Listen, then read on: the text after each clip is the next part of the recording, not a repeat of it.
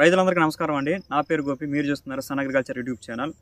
వ్యవసాయ రంగంలో వ్యవసాయం అనేది గత సంవత్సరంతో పోల్చుకుంటే ఈ సంవత్సరం ఎవరి నోటా విన్నా ముందుగా వచ్చే మాట పొగాకండి. ఎందుకంటే గత 4-5 సంవత్సరాల నుండి మిర్చితో పోటీ చేస్తున్నందువలన రైతుల ఆదరాభిమానాలు చూరగొందండి ఈ పొగాకు అనేది.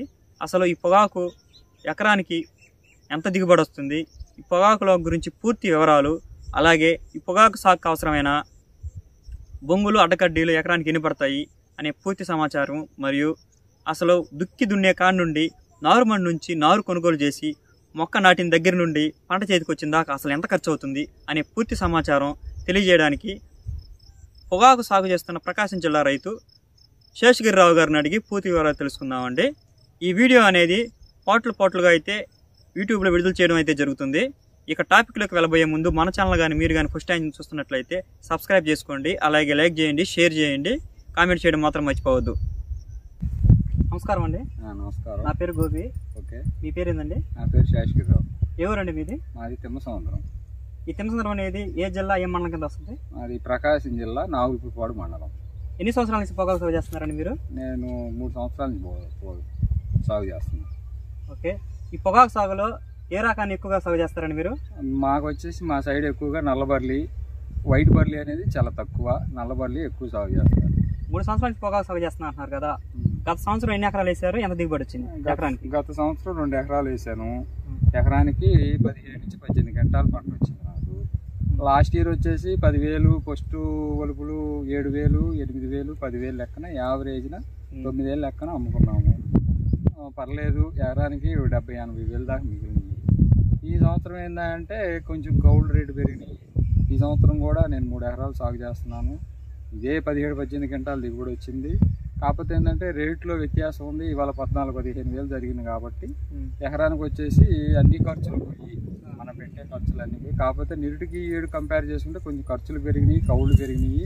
వీటన్నిటి మీద పెరిగిన వారా రేటు పెరిగిన వారా 1 లక్ష రూపాయల దాకా మిగిలినాయి. కుడి ఎడంగా. ఓకే. ఒక ఎకరానికి 1 లక్ష రూపాయలు మిగిలినాయి అంటున్నారు. కౌలుతో సహా అనేది కౌలు అన్ని ఖర్చులు బాను, కౌలు మనం పెట్టే ఖర్చులు మొత్తం పాను. కుడి ఎడంగా ఒక 5 ఏళ్ళు అటు ఇటుగా 1 లక్ష రూపాయల దాకా మిగిలినాయి. అది ఏంటంటే అది గట్టి పొలం అయితే 17-18 క్వింటాలు అవుతుంది. కొంచెం మెతక పొలం అయితే 14-15 క్వింటాలు అవుతుంది. దాన్ని బట్టి క్వింటాలను బట్టి మిగిలే వారం 70,000 మిగలొచ్చు, 80,000 మిగలొచ్చు, 1 లక్ష రూపాయలు మిగలొచ్చు. మరింత అంటే 18 క్వింటాలు పండిందంటే కుడి ఎడంగా ఇవాళ కాలానికి కుడి ఎడంగా 1 లక్ష రూపాయల దాకా మిగులుతున్నాయి ఏ రైతుకైనా కూడా. అది ఓకే ఫ్రెండ్స్, పొగాకు సాగు చేస్తున్న ప్రకాశం జిల్లా రైతు శేషగిరిరావు గారు గత సంవత్సరం 2 ఎకరాలు అనేది సాగు చేశారంటండి. ఈ 2 ఎకరాలకు గాను అతను పెట్టిన పెట్టుబడి పోగా ఎకరానికి వచ్చేసి 70,000 నుంచి 80,000 అనేది మిగిలినాయి అంటండి. అదేవిధంగా ఈ సంవత్సరం కూడా ఒక ఎకరాన్ని పెంచుకొని 3 ఎకరాలుగా సాగు చేశారంటండి. ఒక్కొక్క ఎకరానికి వచ్చి 1,30,000 అనేది ఖర్చు చేశారు. ఈ 1,30,000 గాను ఎకరానికి 18 క్వింటాలు అనేది దిగుబడి తీసుకున్నారంటండి ఈ సంవత్సరం. ఈ 18 క్వింటాలను కింటా వచ్చి 14,000కి అమ్మడం వల్ల మార్కెట్లో ఇతనికి ఈ సంవత్సరం అతను పెట్టిన పెట్టుబడి 1,30,000కు పావుగాను 1 లక్ష రూపాయలు అయితే మిగిలినాయి అంట. ఎందుకంటే పోయిన సంవత్సరం రేట్లతో పోల్చుకుంటే ఈ సంవత్సరం అనేది కొంచెం ఎక్కువగానే ఉండడం వలన మంచి రేటుకి అయితే పోవడం అయితే జరిగిందంట అని చెప్పి చెప్తున్నారండి.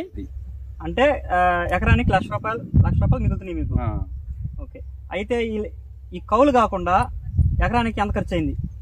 కౌలు కాకుండా ఇవాళ ఖర్చును బట్టి చూసుకుంటే దగ్గర 1 లక్ష రూపాయల దాకా ఖర్చు అవుతుంది.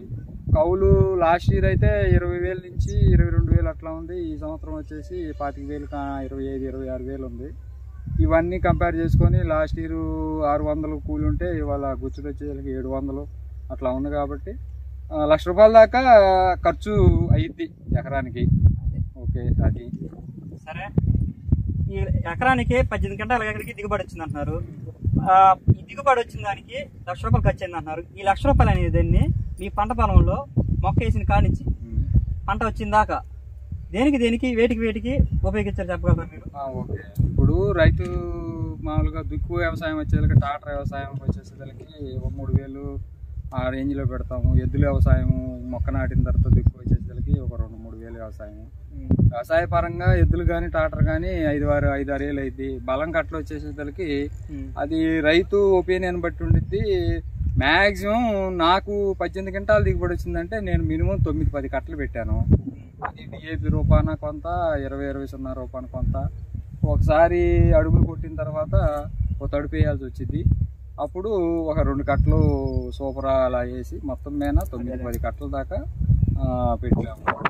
నారు కొనుగోలు వచ్చేసేసరికి ఈ నిరుడు అంటే చౌకగా ఉంది, కానీ ఈ సంవత్సరం వచ్చేసరికి మూట 4,500-5 వేల నుంచి 10,000 దాకా పోయింది. నేనైతే 7,000 టైంలో తీసుకొచ్చాను. ఎకరానికి వచ్చేసి 10,000 అంటే 1.5 దాకా పట్టింది. మూట అంటే 6,000 మొక్కలు ఉంటాయి, 1.5 దాకా పట్టింది. అంటే 10-11,000 ఖర్చు అయింది. నాటినందుకు ఒక 3,500 నుంచి 4,000 తీసుకున్నారు. ఇక నా పురుగు మందు దీనికి వచ్చేసరికి పురుగు మందు పెద్దగా అవసరం ఉండదు, కాకపోతే మ్యాక్సిమం 2-3 సార్లు కొట్టుకోవాలి. ఒక రకంగా చెప్పాలంటే రైతుకి కొంచెం మిరప తోటలు వాటితో కంపేర్ చేసుకుంటే ఇది చాలా తక్కువ శాఖరి. శాఖరీల్లో వచ్చేసరికి మనకు వచ్చేసరికి 12 ఆకు కొట్టుడికి వచ్చేసరికి కొద్దిగా శాఖరి అయింది. ఫస్ట్ వలుపు ఒక ఎకరానికి వచ్చేసరికి ఒక 2 క్వింటాలు అలా తీస్తారు. సెకండ్ వలుపు ఒక 3-4 క్వింటాలు తీస్తారు. ఇక వచ్చేసరికి టాపులు పైర్లు అది వచ్చేసరికి ఎకరానికి 10-11 అలా తీస్తారు. ఒక రకంగా పక్కా వేరే పైర్లు పొలాలతో కంపేర్ చేసుకుంటే ఇది కొంచెం పని తక్కువగా ఉంది, లాభశక్యంగా కూడా ఉంది. అది ఈ వీడియో అనేది ఇంతటితో ముగిస్తున్నాను. మిగిలిన సమాచారాన్ని పార్ట్ 2లో తెలుసుకుందాము.